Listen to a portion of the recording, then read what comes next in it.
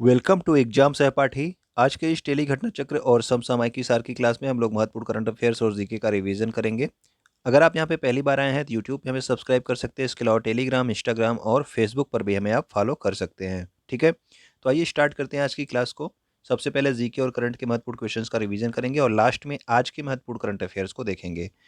केंद्रीय वित्त मंत्री निर्मला सीतारमण ने कहाँ पर राष्ट्रीय सीमा शुल्क और जीएसटी संग्रहालय, और इसका क्या नाम रखा गया है, तो इसका नाम रखा गया है आपका धरोहर। ठीक है ना। तो इसका जो है उद्घाटन कहाँ पे किया है, तो इसका उद्घाटन किया गया है पणजी गोवा में। ठीक, तो राष्ट्रीय सीमा शुल्क और जीएसटी संग्रहालय जो है एक भवन है जो इसका नाम धरोहर रखा गया है। इसका उद्घाटन किया गया आपके पणजी गोवा में। जीएसटी आपका किस प्रकार का कर होता है, प्रत्यक्ष या अप्रत्यक्ष, तो ये होता है आपका इनडायरेक्ट टैक्स यानी कि अप्रत्यक्ष कर होता है जीएसटी। जीएसटी से संबंधित प्रावधान संविधान के किस अनुच्छेद में है, तो जीएसटी से संबंधित जो प्रावधान है ये संविधान के अनुच्छेद 246 ए में है। ठीक है ना। और जीएसटी परिषद का उल्लेख संविधान के किस अनुच्छेद में है, तो याद रखना जीएसटी से संबंधित प्रावधान, जीएसटी में क्या क्या चेंजेज हो सकते हैं, ये संसद क्या क्या चीजें इसमें कर सकती है, ये सब 246 ए में लिखा है। लेकिन जीएसटी काउंसिल यानी कि जीएसटी परिषद का उल्लेख ये संविधान के 279 ए में है। तो ठीक है ना, तो भैया आपसे जीएसटी पूछा जाए तो 246 से, जीएसटी काउंसिल पूछा जाए तो 279 ए। जीएसटी परिषद की अध्यक्षता कौन करता है, ये कई बार एग्जाम में पूछा जाता है। तो याद रखना कि वित्त मंत्री जो होता है, वर्तमान में जो वित्त मंत्री होगा वही जीएसटी काउंसिल का अध्यक्ष होगा। ठीक है, परिषद का मतलब काउंसिल। अगला हमारा है, हाल ही में भारत के औषधि महानियंत्रक ने भारत की किस पहली स्वदेशी कोरोना mRNA वैक्सीन है, तो ये आपके स्वदेशी जो है कोरोना वैक्सीन है, कौन सी किस तरह की वैक्सीन, तो mRNA वैक्सीन है, इसके आपातकाल को मंजूरी दी है। तो mRNA वैक्सीन कौन सी है, यह है आपकी जेमकोवैक 19। ठीक है, और इसको किसने बनाया, तो जेनोवा बायोफार्मा ने बनाया है, जो कि पुणे की एक संस्था है। और इसमें जो है 28 दिन के अंतराल पर सेकंड डोज लगाई जा सकती है। ठीक, जानवरों के लिए विकसित किए गए देश के पहले कोविड रोधी टीके का नाम क्या है, तो ये आपके अपने ही देश का है। ठीक है ना, जानवरों के लिए विकसित किया गया है, इसका नाम है एनोकोवैक्स। और ये आपका जो अभी आपने देखा स्वदेशी mRNA कोरोना वैक्सीन, इसका नाम है जेमकोवैक 19। भारत के प्रथम महान्यायवादी कौन थे, तो ये थे आपके MC सीतलवाड़। MC सीतलवाड़ का फुल फॉर्म क्या है, तो इसका नाम है मोतीलाल चिमनलाल सीतलवाड़। और यही जो है भारत के सबसे लंबे समय तक सेवारत महान्यायवादी थे। लगभग जो है 13 वर्षों तक इन्होंने ये महान्यायवादी रहे। ठीक है ना, 1950 से 1963 तक। तो सबसे लंबे समय तक सेवारत महान्यायवादी भी आपके MC सीतलवाड़ यानी कि मोतीलाल चिमनलाल सीतलवाड़ थे। और यही जो है आपके भारत के प्रथम महान्यायवादी भी थे। अगर आपसे पूछ लिया जाए कि किस महान्यायवादी का कार्यकाल सबसे छोटा कार्यकाल रहा, तो ये आपके थे सोली सोराब जी। ठीक है ना, इनका कार्यकाल आपका सबसे छोटा रहा, लगभग 1 साल के आसपास रहा। ठीक है ना। अब देखिए इसमें क्या है कि ये आपके महान्यायवादी किस अनुच्छेद में आते हैं, तो ये आते हैं अनुच्छेद 76 में। ये भी आप याद रखेंगे, ये भी एग्जाम में आपसे पूछ लिया जाता है। और ये वाला क्वेश्चन जो है कि सबसे लंबे समय तक सेवारत महान्यायवादी कौन था, यह भी हाल ही के एनटीपीसी के एग्जाम में भी पूछा गया था, ये भी आप याद रखेंगे। राष्ट्रीय अनुसूचित जाति आयोग के वर्तमान अध्यक्ष कौन है, तो अनुसूचित जाति आयोग के जो वर्तमान में अध्यक्ष हैं उनका नाम है विजय सांपला। लेकिन अगर आपसे पूछ लिया जाए कि अनुसूचित जाति आयोग संविधान के किस अनुच्छेद में है, तो ये अनुच्छेद आप लोग कमेंट करके बताओगे। ठीक, और लेकिन अगला है हमारा राष्ट्रीय अनुसूचित जनजाति आयोग, ये आपका था SC आयोग ऊपर वाला। ये आपका जनजाति वाला क्या है, ST शेड्यूल ट्राइब। इसके वर्तमान में अध्यक्ष कौन है, तो ये हैं आपके हर्ष कुमार। और ये जो है राष्ट्रीय अनुसूचित जनजाति आयोग, ये अनुच्छेद 338 ए में है। ओके, अगला हमारा है, हाल ही में किसे मनरेगा लोकपाल नियुक्त किया गया है, तो जो मनरेगा लोकपाल नियुक्त किए गए हैं उनका नाम है NJ ओझा। ओके, ग्रामीण क्षेत्रों में डाक कर्मचारियों को दक्ष करने के लिए कौन से ई लर्निंग पोर्टल का जो है शुभारंभ किया गया, तो कौन सा ई लर्निंग पोर्टल है, तो इसका नाम है डाक कर्मयोगी। ठीक है ना, ये आपके ग्रामीण क्षेत्र के जो डाक कर्मचारी हैं उनको दक्ष करने के लिए पोर्टल है आपका ई लर्निंग पोर्टल।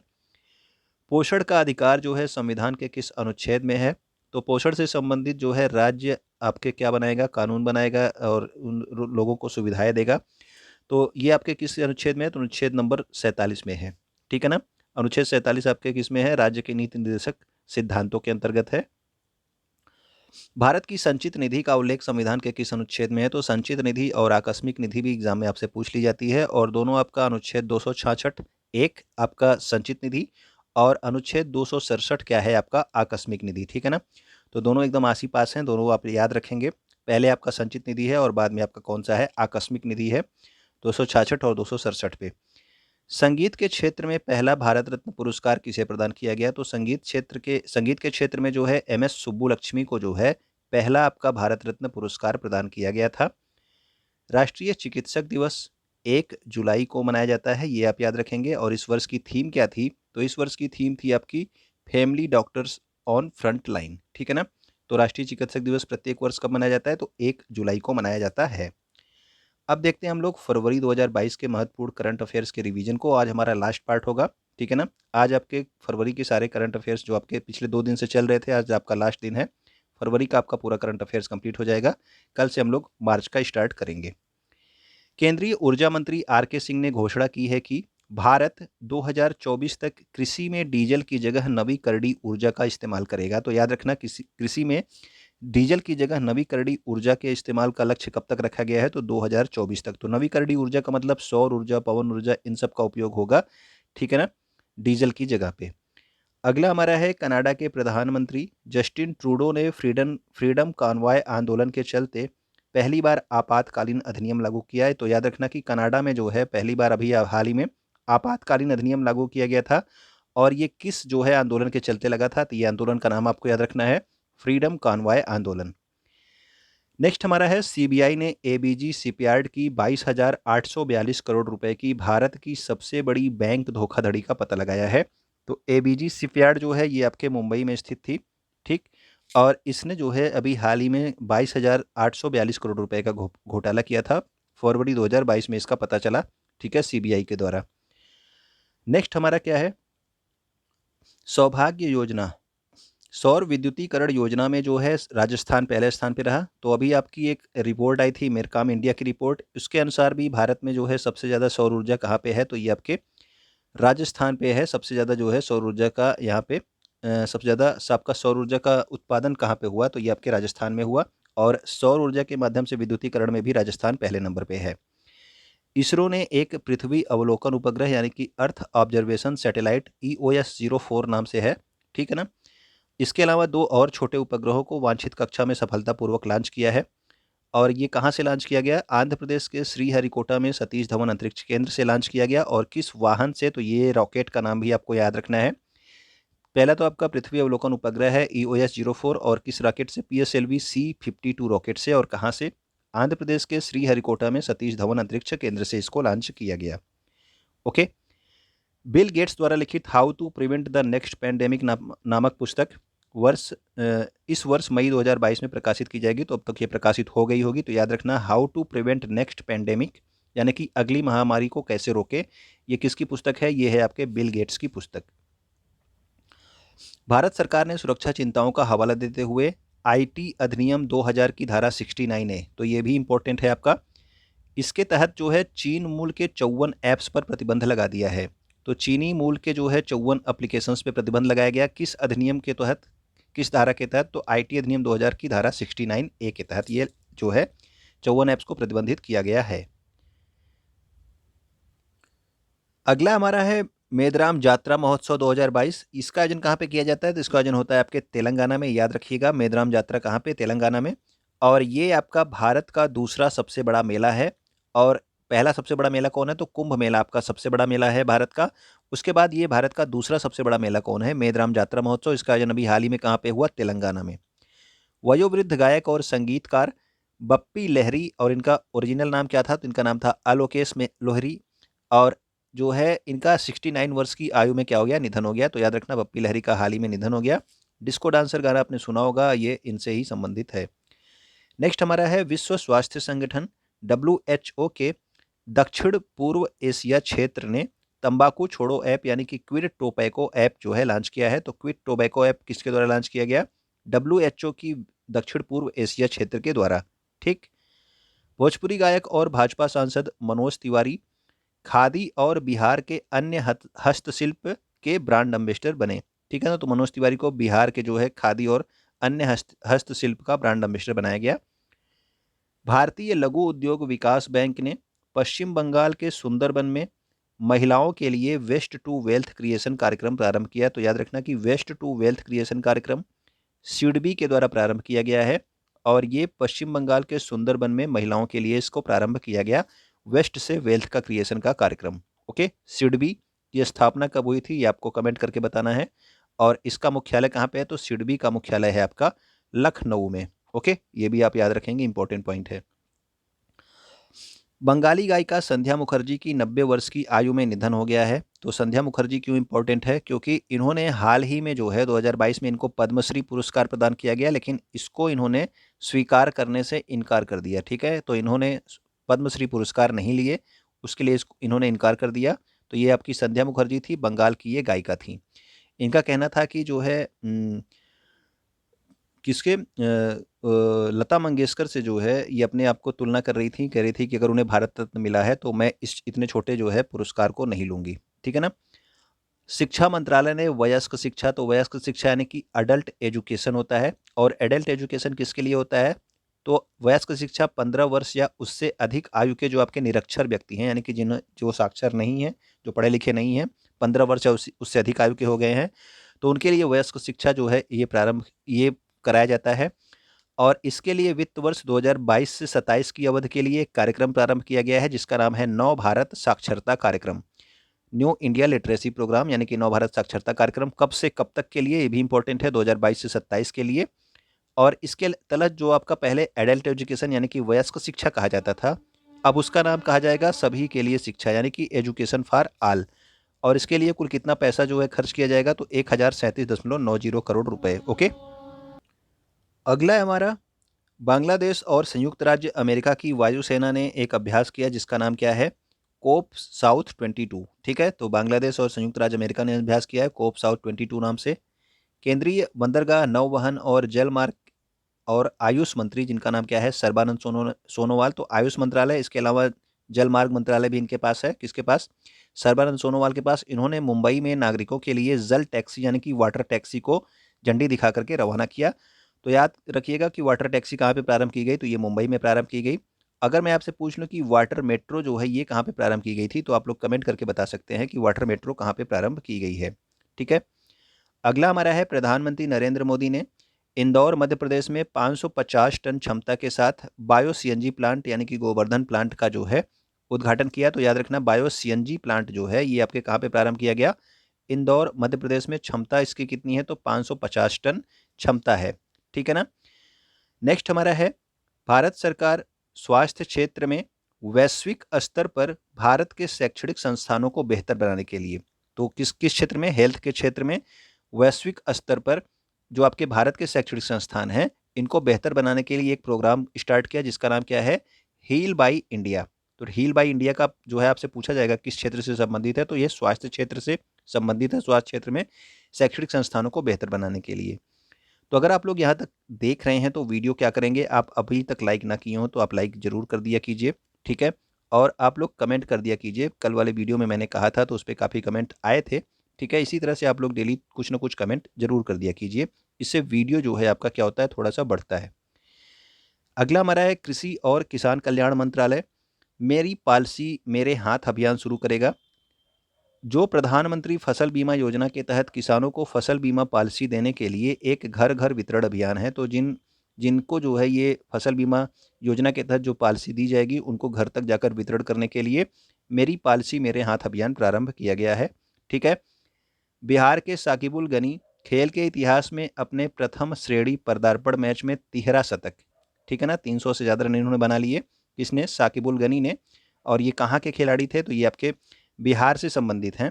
ठीक है ना, तो प्रथम श्रेणी के जो आपका मैच है इनमें तीसरा शतक बनाने वाले पहले खिलाड़ी बन गए साकिबुल गनी।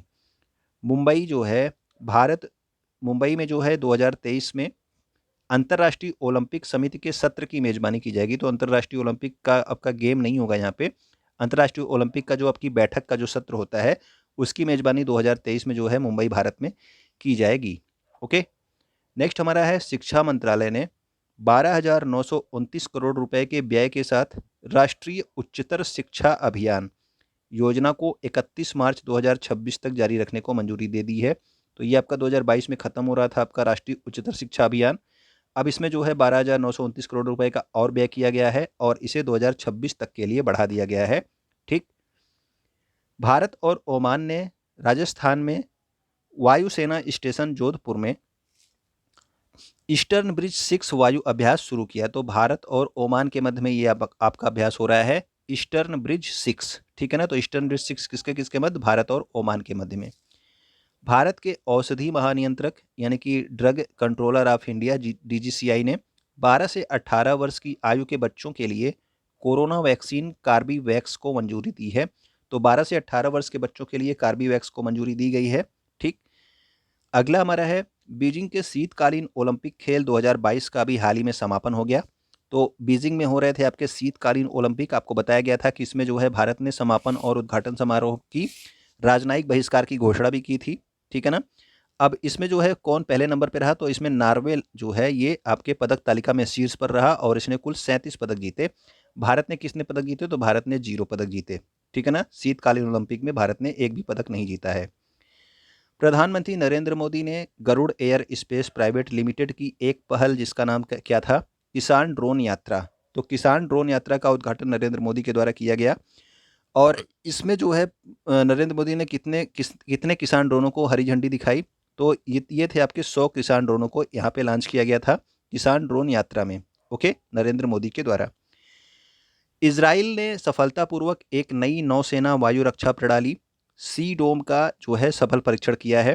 तो अभी तक आपने सुना होगा इजराइल के पास क्या था? आयरन डोम था। ठीक है ना। जो आपने देखा होगा कि इसके जो है स्थलीय क्षेत्र की रक्षा करता था। अब जो है नौसेना की वायु रक्षा प्रणाली यानी कि जल क्षेत्र में भी रक्षा करने के लिए सी डोम का परीक्षण भी किसने किया? इजराइल ने किया है।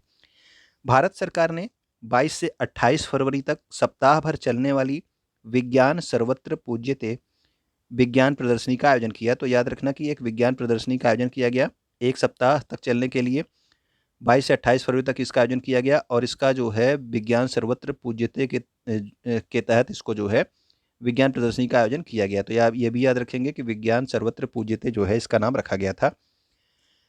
भारत के किशोर शतरंज ग्रैंड मास्टर रमेश बाबू प्रज्ञानानंद, इनका नाम आपने जरूर सुना होगा। ठीक है ना। इन्होंने एक ऑनलाइन शतरंज टूर्नामेंट में दुनिया के जो नंबर 1 शतरंज खिलाड़ी हैं मैग्नस कार्लसन जो है इनको हरा दिया। ठीक है ना। इनको हरा करके इतिहास रच दिया। तो ये आपके नाम क्या है इनका? रमेश बाबू प्रज्ञानानंद। ठीक। तो ये भी आप याद रखेंगे रमेश बाबू प्रज्ञानानंद। इन्होंने अभी हाल ही में मैग्नस कार्लसन को हरा करके इतिहास रच दिया। भारत देश के बाहर अपना पहला आईआईटी संयुक्त अरब अमीरात यानी कि यूएई में स्थापित करेगा। तो याद रखना कि देश के बाहर पहला आईआईटी भारत के द्वारा कहाँ पे स्थापित किया जाएगा? तो ये यूएई में स्थापित किया जाएगा।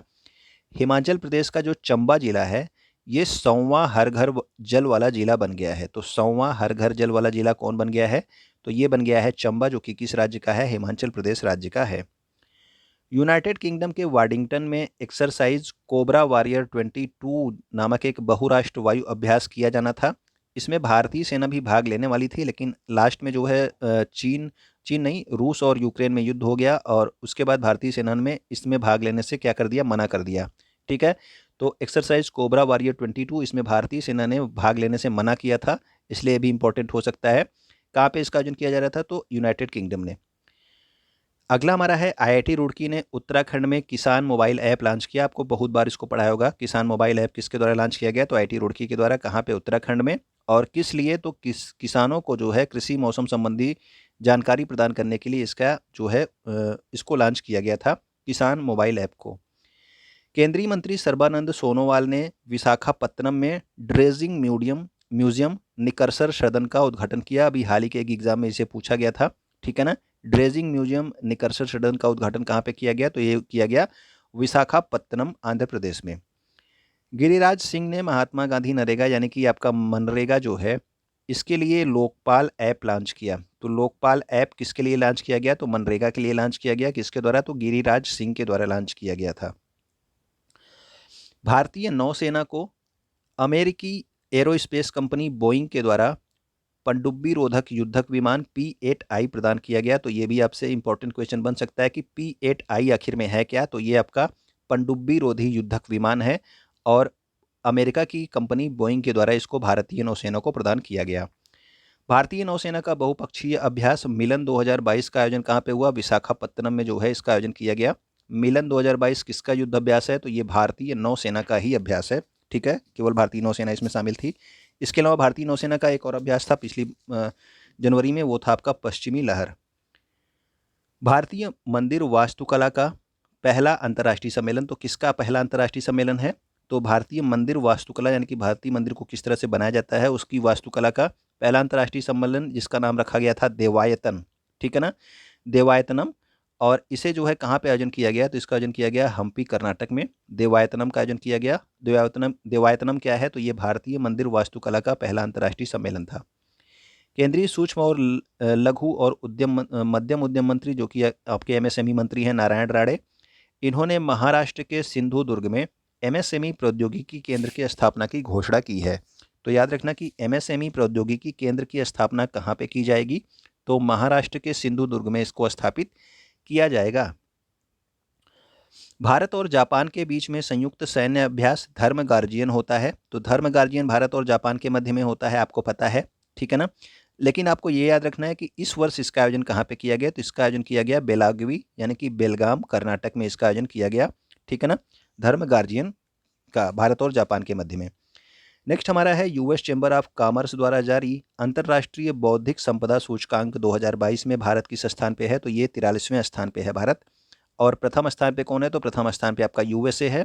तो यूएसए के द्वारा ही जारी किया जाता है, यूएसए चैम्बर ऑफ कॉमर्स के द्वारा, अंतर्राष्ट्रीय बौद्धिक संपदा सूचकांक इंटरनेशनल इंटेलेक्चुअल प्रॉपर्टी इंडेक्स 2022।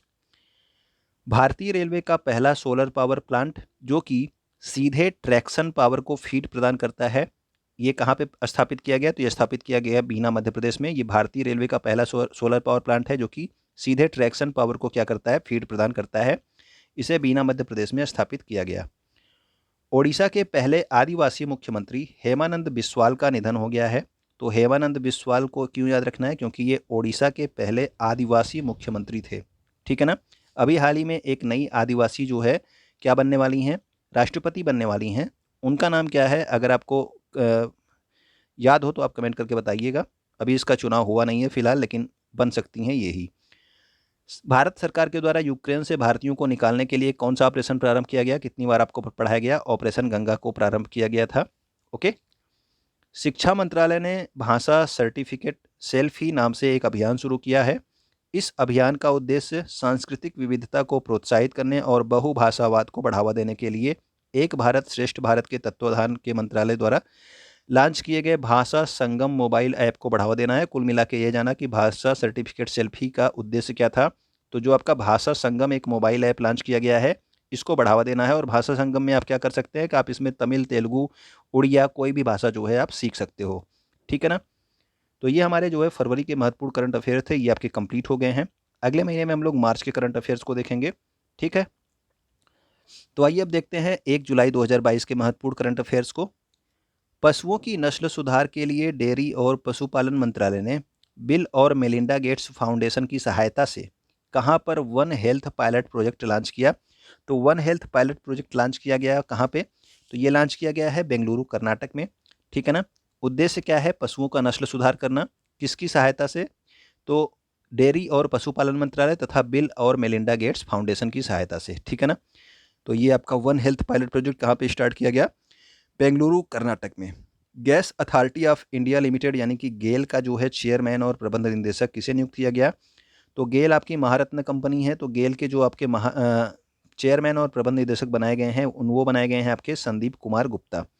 अगर मैं आपसे पूछ लूँ कि ओएनजीसी ये भी आपकी एक महारत्न कंपनी है, इसके जो है प्रथम महिला अध्यक्ष किसे बनाया गया है?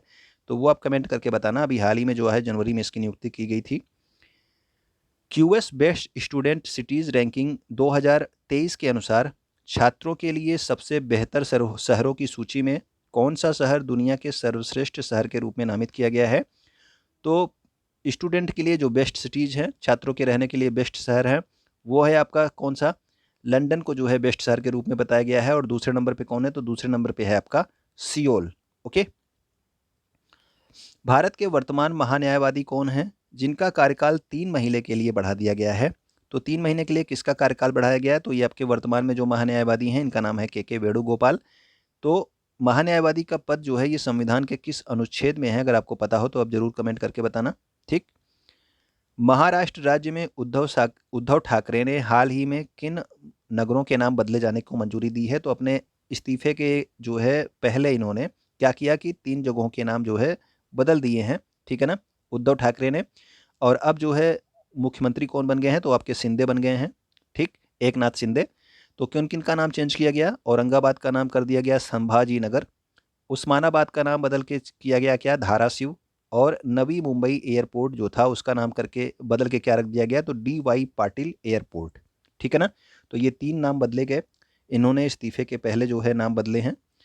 अगला हमारा है, हाल ही में कौन चारों ग्रैंड स्लैम में 80 मैच जीतने वाले दुनिया के पहले खिलाड़ी बन गए?